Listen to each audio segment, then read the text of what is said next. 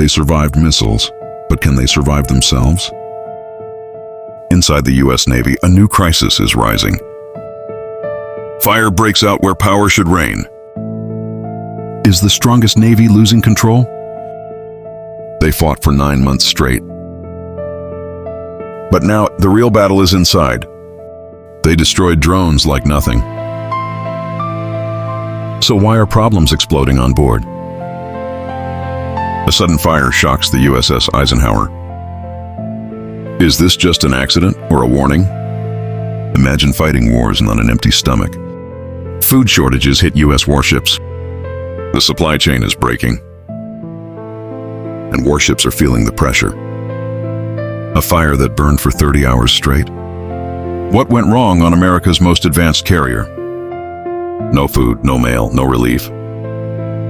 Morale at sea is collapsing. One narrow waterway controls global power, and the tension is exploding here. They control the seas, but control is slipping away. Warning shots fired. Machines are failing under pressure, and time is running out. Every signal could mean danger. But the biggest threat is already on board. 3 injured in seconds. War doesn't always come from outside.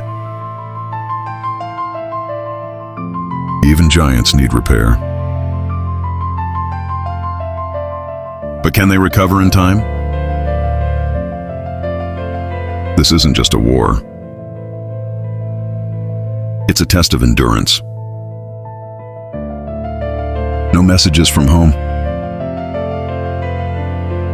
Just silence and uncertainty. 9 months, non-stop deployment.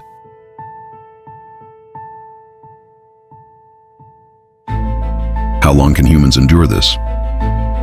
The storm isn't just outside. It's building within the fleet. They dominated the battlefield. But now the cracks are showing.